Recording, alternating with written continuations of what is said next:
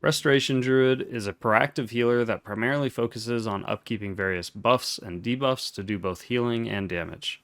This video is for new and returning players to get a fundamental understanding of playing Restoration Druid.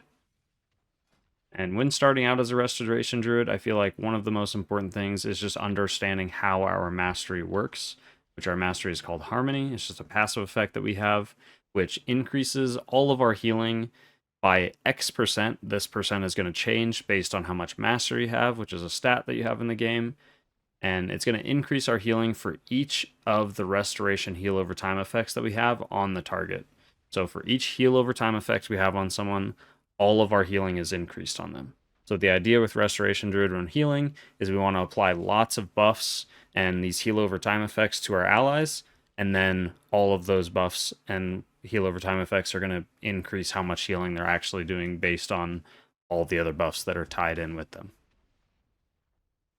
So we're just going to quickly run through our spells, and I'm going to kind of categorize these spells so you get an idea of what they are kind of used for.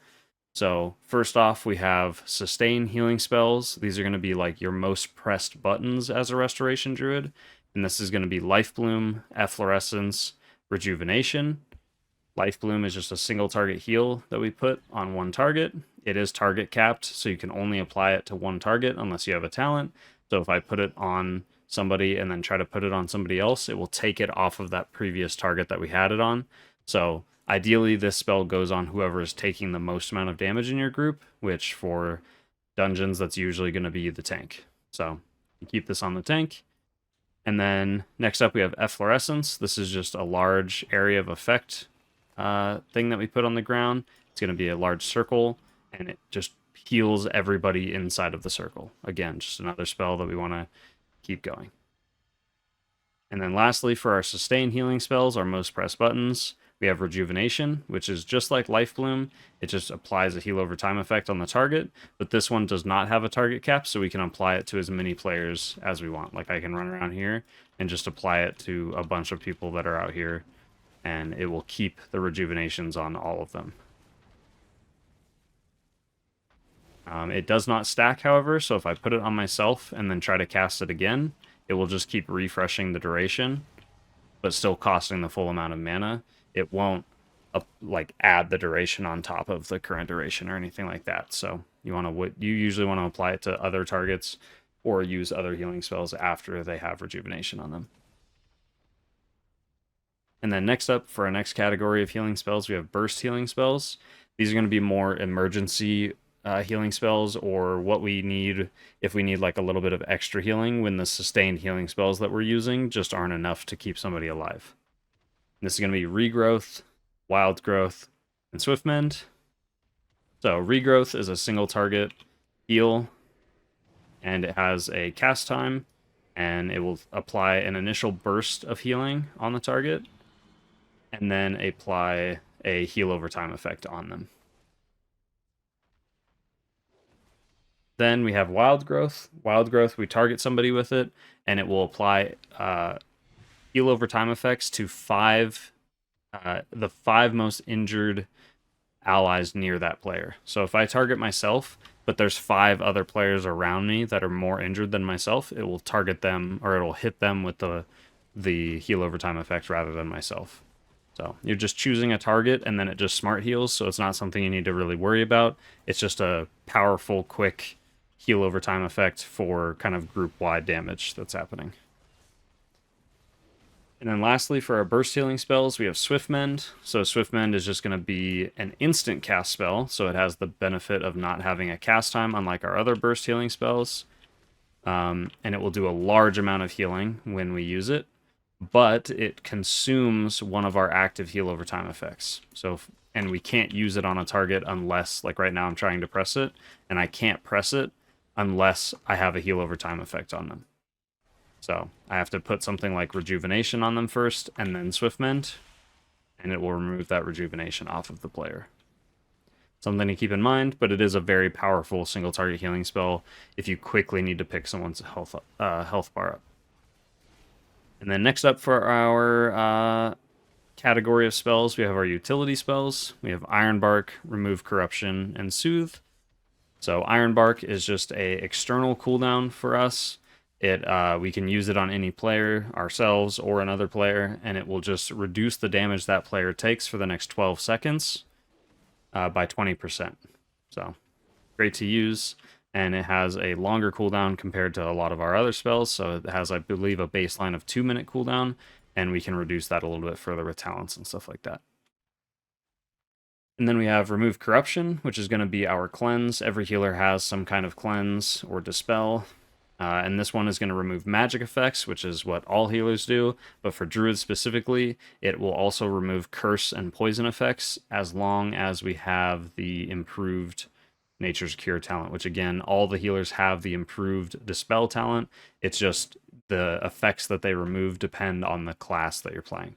So Druid gets to remove magic and curse on top of, curse and poison on top of the magic dispel that they already have.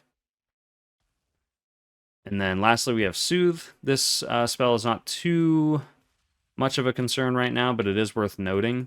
We use it on an enemy target, and it will remove any enrage effects that they currently have on them. I believe it only removes one enrage effect if they have multiple. Oh no, it says all, so that is my mistake. It removes all enrage effects. Enrage effects are usually noted by if you have like a nameplate add-on or something like that, it will show next to their nameplate. But otherwise, if you just keep an eye out for like if the mob is like the creature that you're fighting is glowing red or it looks angry or something like that, you can usually use Soothe and it'll get rid of whatever buff it's giving itself with that enrage. Okay, and then for our last category of spells, we're going to talk about our damage spells. So this is going to be Moonfire, Sunfire, Wrath, and Starfire. So Moonfire is just a single target dot that we put on an enemy. Again, just like Rejuvenation and our other heal over time effects, if we apply it to the same target, it doesn't do anything. It just increases, or it just refreshes the duration of the dot. So you can see here it's at 23 seconds. If I keep pressing it, it just keeps going back to 23 seconds. So it's not something that we'll want to sit there and like spam on a single target. And then the other one is Sunfire. Just like Moonfire, it does pretty much the exact same thing, except we can take a talent that lets it spread to multiple targets around whoever we use it. So if I use it on this middle target dummy, it will apply it to all the target dummies surrounding it. Whereas Moonfire, we have to sit here and use it individually on each target dummy in order to keep it up. And then we have Wrath, which is going to be just our single target kind of casted damage spell as a cast time, and it's just going to do damage to one target. And all the damage numbers popping up are just the dots. So if I wait till all the dots go away, like right now I press Wrath, it's only going to hit this middle target dummy and nobody else. Whereas Starfire, just like Wrath, it's a cast time, and we target one target with it, but it will hit everything around that target as well. So you can see here it's hitting both of these two target dummies that are standing next to each other. All right, and then we'll quickly go over our rotation for both healing and damage. And just for clarification, I'm not going to go over spells that are in like cat form or bear form because this is a beginner's guide, and I don't feel like switching forms is necessary as a beginner or even for a majority of the game. So if you'd like, a guide for that, I will have something posted. I already do have stuff posted about cat weaving and all that kind of stuff. But for a beginner's guide, we're just focused on human spells just to keep it easy. Okay, so our healing rotation. We're going to start with our upkeep spells. So these are spells that we are going to want to keep active pretty much 100% of the time. We never want to let these fall off, or we want to make sure that if they do fall off, we quickly refresh them because they are our most efficient healing spells by a long shot, which is going to be Life Bloom and Efflorescence. So we always want to keep Life Bloom on a target, and then always keep Efflorescence down on the ground around wherever we are currently fighting or wherever the most amount of players are standing. And whenever they're about to fall off, like here you can see on the frames, we want to refresh Life Bloom, refresh Efflorescence, and just keep those going. So as I'm continuing to talk about the healing rotation spells and all that stuff, I will keep these going the entire time, because we don't want to press our other healing rotation spells unless we have these active first. So like there, we lost Life Bloom, we need to refresh it. Next up, we want a Wild Growth pretty much as possible on cooldown. So Wild Growth has a pretty short cooldown, it's about 10 seconds.